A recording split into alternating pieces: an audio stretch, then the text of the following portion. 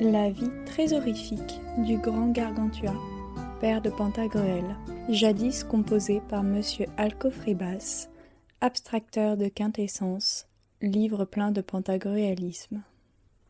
Ô lecteur, amis lecteurs qui lisez ce livre, dépouillez-vous de toute passion, et, en le lisant, ne soyez pas scandalisés. Il ne contient ni mal ni corruption. Il est vrai qu'ici vous ne trouverez guère de perfection, sauf si on se met à rire. Autre sujet mon cœur ne peut choisir, à la vue du chagrin qui vous mine et consume. Il vaut mieux traiter du rire que des larmes, parce que rire est le propre de l'homme.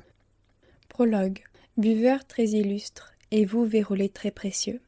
C'est à vous, à personne d'autre que sont dédiés mes écrits. Dans le dialogue de Platon, intitulé Le banquet, Alcibiade faisant l'éloge de son précepteur Socrate, sans conteste prince des philosophes, le déclare entre autres propos semblables aux silènes. Les silènes étaient jadis de petites boîtes comme on en voit à présent dans les boutiques des apothicaires.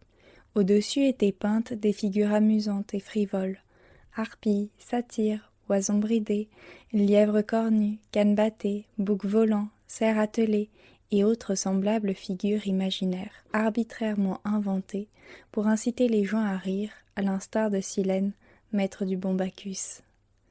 Mais à l'intérieur, on conservait les fines drogues, comme le baume, l'ambre gris, l'amaume, le musc, la civette, les pierreries et autres produits de grande valeur. Alcibiade disait que tel était Socrate, parce que, ne voyant que son physique, et le jugeant sur son aspect extérieur, vous n'en auriez pas donné une pelure d'oignon, tant il était laid de corps et ridicule en son maintien. Le nez pointu, le regard d'un taureau, le visage d'un fol, ingénu dans ses mœurs, rustique en son vêtement, infortuné au regard de l'argent, malheureux en amour, inapte à tous les offices de la vie publique, toujours riant, toujours prêt à trinquer avec chacun, toujours se moquant, toujours dissimulant son divin savoir. Mais en ouvrant une telle boîte, vous auriez trouvé au-dedans un céleste et inappréciable ingrédient, une intelligence plus qu'humaine, une force d'âme prodigieuse, un invincible courage, une sobriété sans égale, une incontestable sérénité, une parfaite fermeté, un incroyable détachement envers tout ce pour quoi les humains s'appliquent tant à veiller, courir, travailler, naviguer et guerroyer. À quoi veut aboutir, à votre avis, ce prélude, ce coup d'envoi? C'est que vous, mes bons disciples, et quelques joyeux autres folles en disponibilité, lorsque vous lisez les joyeux titres de certains livres de notre imagination, comme Gargantua, Pantagruel, Fesse peinte, La dignité des braguettes, Des pois au lard assaisonnés d'un commentaire, etc., vous jugez trop facilement qu'il n'y ait question au-dedans que de moqueries, pitreries et joyeuses menteries, vu qu'à l'extérieur l'écriteau, c'est-à-dire le titre, est habituellement compris sans examen plus approfondi, dans le sens de la dérision ou de la plaisanterie. Mais ce n'est pas avec une telle désinvolture qu'il convient de juger les œuvres des humains, car vous dites vous-même que l'habit ne fait point le moine. Est-elle a revêtu un habit monacal qui n'est en dedans rien moins que moine? Est-elle a revêtu une cape espagnole qui, au fond du cœur, ne doit rien à l'Espagne? C'est pourquoi il faut ouvrir le livre et soigneusement peser ce qui y est exposé. C'est alors que vous vous rendrez compte que l'ingrédient contenu dedans est de bien autre valeur que ne le promettait la boîte. C'est-à-dire que les matières traitées ici ne sont pas aussi frivoles que, au-dessus, le titre le laissait présumer. Et en supposant que, au sens littéral, vous trouviez une matière assez joyeuse et qui corresponde bien au titre, il faut pourtant ne pas s'arrêter là, comme enchanté par les sirènes, mais interpréter dans le sens transcendant ce que peut-être vous pensiez être dit de verve. N'avez-vous jamais attaqué une bouteille au tire-bouchon? Nom d'un chien. Rappelez-vous la contenance que vous aviez. Mais n'avez-vous jamais vu un chien rencontrant quelque os à moelle? C'est, comme le dit Platon au livre 2 de la République, la bête la plus philosophe du monde. Si vous en avez vu un, vous avez pu remarquer avec quelle sollicitude il guette son os, avec quel soin il le garde, avec quelle ferveur il le tient, avec quelle précaution il l'entame, avec quelle passion il le brise. avec quelle diligence il le suce. Quel instinct le pousse? Qu'espère-t-il de son travail? À quel fruit prétend-il? À rien de plus qu'à un peu de moelle.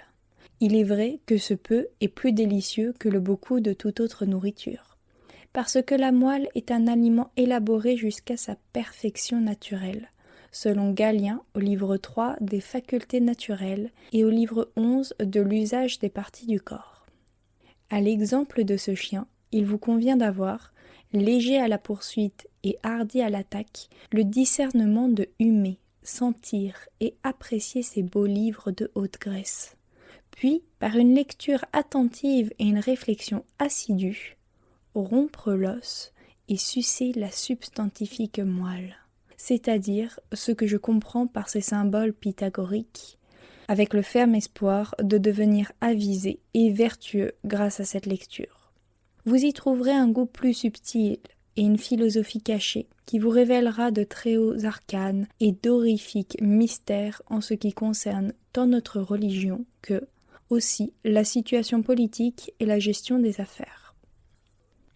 Croyez-vous, en votre bonne foi, qu'Homère, écrivant l'Iliade et l'Odyssée, ait pu penser aux allégories par lesquelles Plutarque, Héraclide du Pont, Eustate, Furnutus l'ont utilisé pour leur rafistolage, et à ce que Politicien a pillé chez ceux-ci?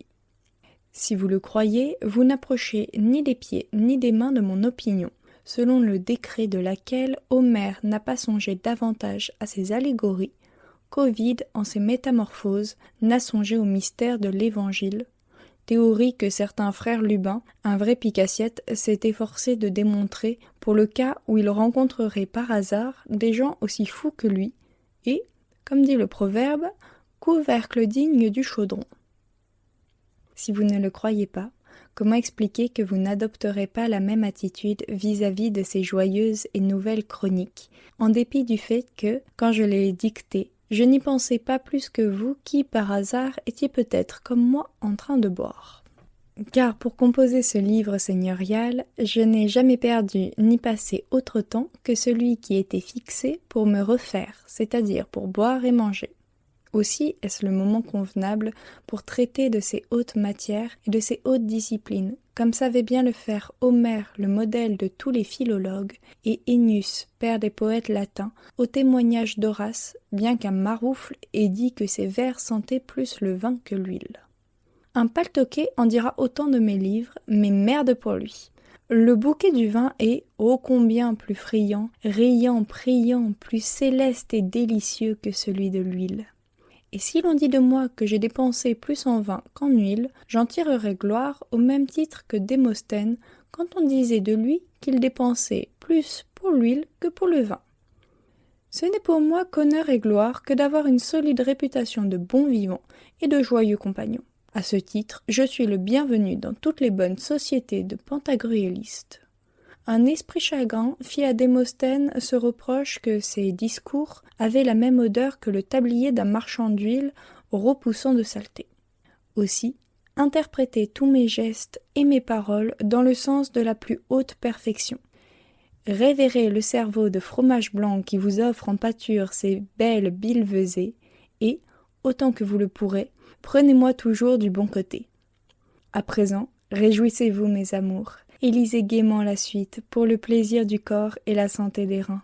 Mais écoutez, vie d'âne et puisse le chancre vous faucher les jambes. Souvenez-vous de boire à ma santé pour la pareille, et je vous ferai raison. Subito presto.